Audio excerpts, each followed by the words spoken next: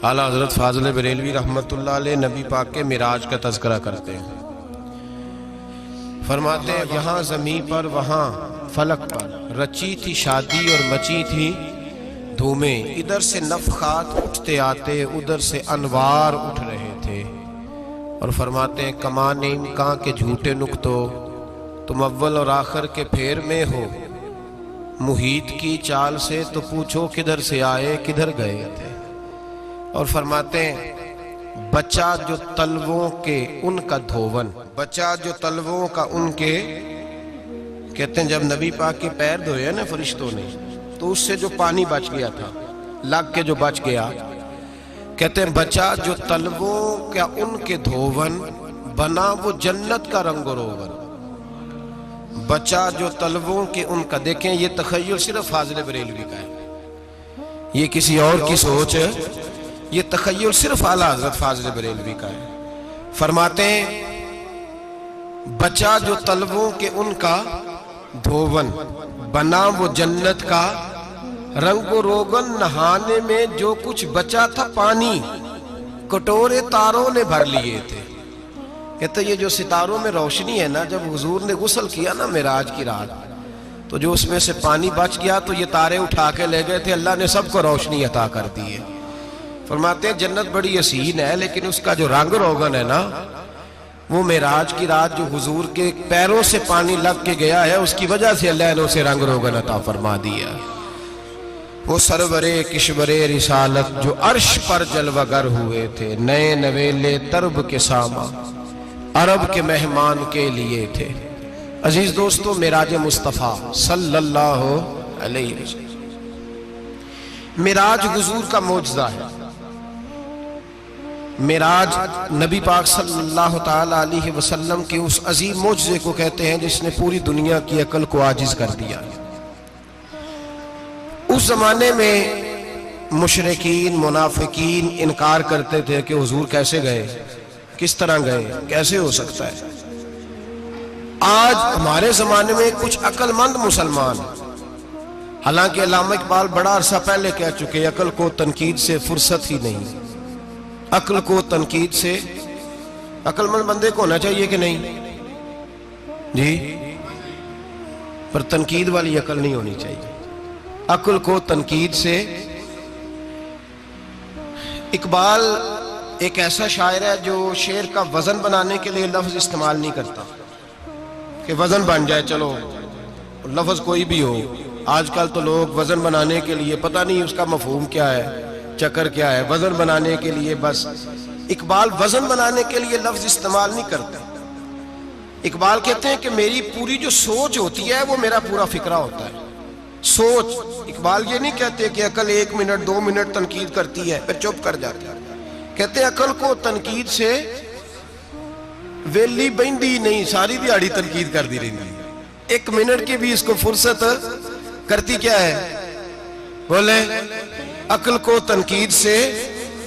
تو پھر ہم کیا کریں، تو کہنے لگے تو عشق پر ایمان کی بنیاد رکھ، عشق پر ایمان کی، ورنہ تو مسلمان کیسے ہو سکے گا، عقل تو تجھے بڑی بڑی جگہوں پہ ٹھہرائے گی، دیکھو نا یہ کیسے ہو سکتا ہے، وہ کیسے ہو سکتا ہے۔ نبی کریم علیہ السلام کا جو معجزہ معراج ہے نا، وہاں بھی لوگ اڑ گئے تھے میرے بھائی، اور آج تک لوگ اڑے ہوئے۔ ایک بندے درجنوں کتابیں لکھتے ہیں، لوگ کہتے ہیں جی نبی پاک خواب میں گئے تھے، تو میں کہتا ہوں جناب میں اگر خواب میں ساری عرش کرسی لوح و محفوظ ہو کے آ جاؤں تو کسی کو اعتراض ہوگا؟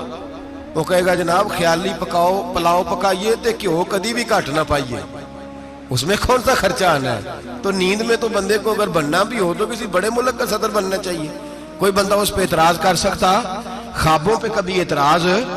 یہ جو سارے کافر بکھر گئے آئے نبی پاک کی بارگاہ میں، اور یہ جو اتنا زیادہ شور ہوا اور قرآن پاک کی آیتیں اتری، اس کا مطلب ہے خواب کی بات ہوتی تو کسی کو کوئی اعتراض۔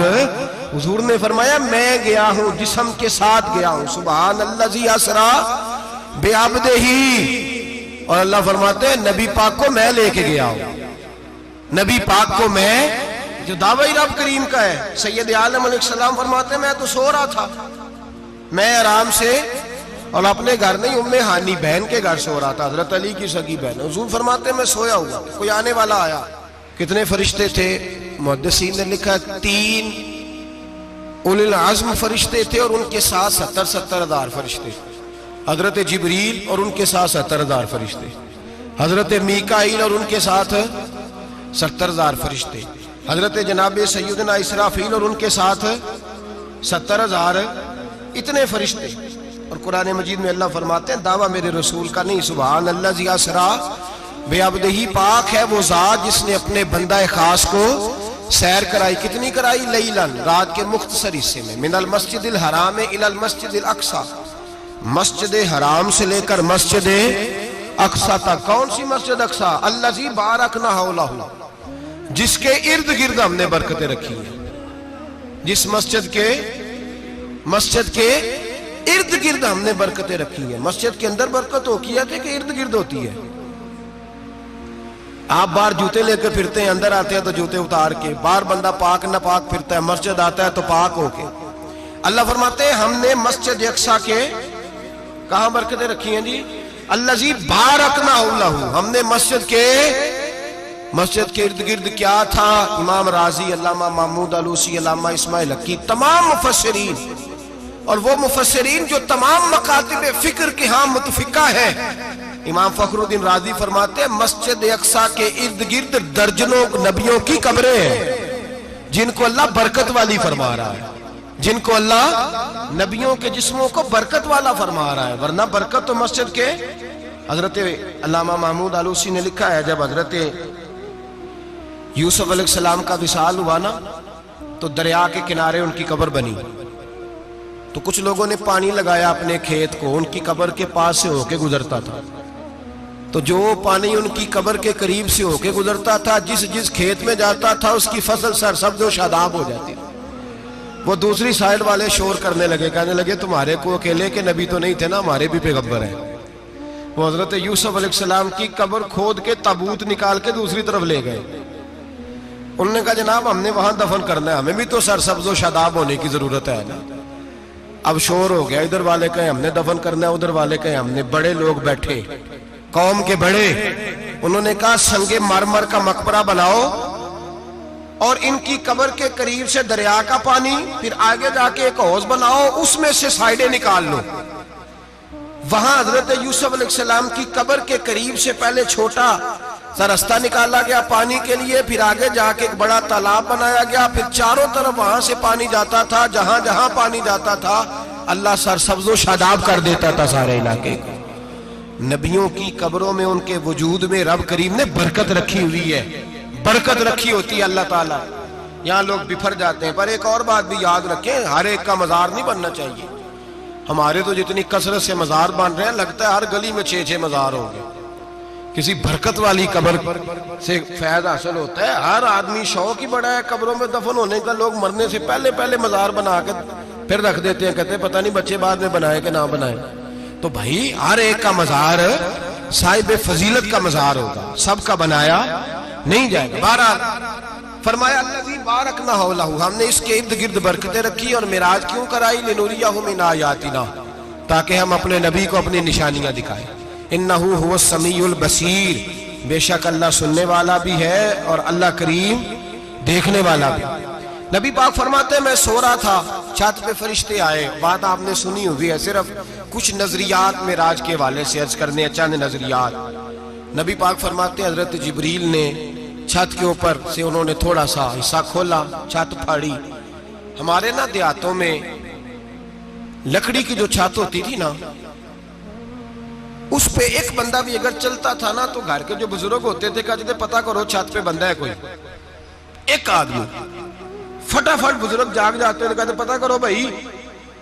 بلکہ ساتھ والے کو آواز دیتے تھے، دروازہ کھولتے تھے. ہوتا تھا کہ نہیں ہوتا تھا؟ ہو جاتا تھا نا. او بھائی 1.5 پونے 2 لاکھ بندہ چھت پہ چلے. اللہ کے رسول فرما رہے ہیں میں سو رہا ہوں. چھت پھاڑ دی، حضرت جبریل آ گئے. نبی پاک صلی اللہ علیہ وسلم کے پاس 70 ہزار فرشتہ ساتھ ہے، آ کے کھڑے ہو گئے. میکائیل سے اسرافیل سے مشورہ کر رہے ہیں حضور کو کیسے جگائیں. نبی پاک فرماتے ہیں میں سو رہا ہوں. حالانکہ بخاری میں لفظ ہے نبی پاک فرماتے ہیں میری آنکھیں سوتی ہیں، دل تو میرا ہر وقت جاگتا رہتا ہے۔ نبی کریم سید عالم صلی اللہ تعالی علیہ وسلم فرماتے ہیں میں سویا رہا، اب حضور آرام کہاں کر رہے تھے؟ زمین پہ۔ آرام کہاں کر رہے تھے؟ حضور علیہ السلام زمین پہ آرام کر رہے تھے، جناب جبریل جھکے، کتنا جھکے کہ حضور کے قدم ہی چوم لیے۔ نبی پاک کے قدم تو کتنا جھکے ہوں گے جی؟ رکوع تک جی؟ میں نہیں جی گل کی سجدے دی، تساں کیتی جے، فتویٰ لگا تواڈے تے لگنا جی۔ کہاں تک لگی؟ کہاں تک جھکے؟ اعلیٰ حضرت کہتے ہیں حضرت جبریل نے سجدہ نہیں کیا نبی پاک۔ میرے اعلیٰ حضرت کا کمال یہ ہے کہ شریعت بھی بچ جاتی ہے اور عشق کو بھی پورا سکون مل جاتا ہے۔ اعلیٰ حضرت فرماتے ہیں جناب جبریل نے سر پہ تاج پہنا تھا اور تاج میں موتی لگے ہوئے تھے، وہ موتی نبی پاک کو سجدہ کرنے لگ گئے، وہ موتی نبی پاک کو دیکھیں۔ فاضل بریلوی کے قلم کا حسن فرمانے لگے تاج روح القدس کے موتی جنہیں سجدہ کرے، تاج روح القدس کے حضرت جبریل کے سر کے تاج پہ جو موتی ہیں وہ نبی پاک کو سجدہ کر رہے ہیں۔ نبی کریم یہاں کوئی بندہ، اب تو خیر لوگ ہاتھ بھی کسی کے چومتے ہیں تو خود نہیں اوپر ہوتے، ہاتھ ہی اوپر کر لیتے ہیں، اب تو مزاج ہی بدل گیا ہے۔ فرمایا رسول کریم صلی اللہ تعالی علیہ وسلم کے لیے جبریل جھکے تو پیروں تک، اور نبی پاک علیہ السلام کے قدم چومے حضرت جبریل نے۔ حضور جاگے، اٹھایا نبی کریم کو اور کہا یا رسول اللہ رب آپ کی ملاقات کا شوق رکھتا ہے، اللہ آپ کی ملاقات کا شوق رکھتا ہے۔ حضور فرماتے ہیں مجھے اٹھا کے تو جبریل حتیم میں لے گئے، اور پھر یہ بخاری کے لفظ ہے، فرمایا یہاں گلے سے لے کر ناف تک میرا سینہ کھولا، میرا دل نکالا، آب زمزم میں رکھا، اس لیے نہیں کہ نبی پاک کے دل کو برکت حاصل ہو جائے، اس لیے کہ آب زمزم کو برکت حاصل ہو جائے۔ امتی رج رج کے پیئے کہ یہ وہ والا زمزم ہے جس نے ہمارے مصطفیٰ کے قلب اطہر کو چوما ہوا ہے۔ نبی پاک صلی اللہ علیہ وسلم فرماتے ہیں میرے سامنے کھولا اور میں دیکھتا بھی رہا، دل کھل گیا، سینہ کھل گیا اور میں دیکھتا بھی رہا، اور نبی پاک فرماتے ہیں خون بھی نہیں نکلا، اس لیے کہ حضور کی حقیقت نور ہے، نبی پاک کی حقیقت نور ہے، ورنہ بشر کے حضور اگر صرف بشر ہوتے تو کٹ بھی لگے تو خون نکل آتا ہے۔ میرے رسول کریم سید عالم صلی اللہ علیہ وسلم فرماتے ہیں پھر جبریل امین مجھے براق پہ بٹھانے لگے، خچر سے چھوٹا تھا، گدھے سے بڑا تھا، اور بجلیوں کا بنا ہوا تھا، جہاں اس کی نظر جاتی تھی وہاں اس کا قدم جاتا تھا۔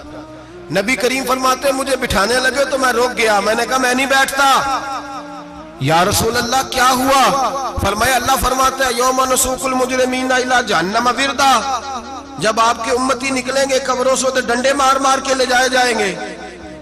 پہلے رب میرے ساتھ وعدہ کرے کہ جب میرے غلام قبروں سے نکلیں گے تو انہیں بھی براق عطا کرے گا، پہلے وعدہ کرے۔ حضرت جبریل کہتے ہیں میں وہیں کھڑا تھا، رب کریم نے کہا چل وعدہ کر لے، یوم نحشر المتقین الی الرحمن وفدا، محبوب جب تیرے فرما بردار قبروں سے نکلیں گے تو میں سب کو براق عطا کر دوں گا۔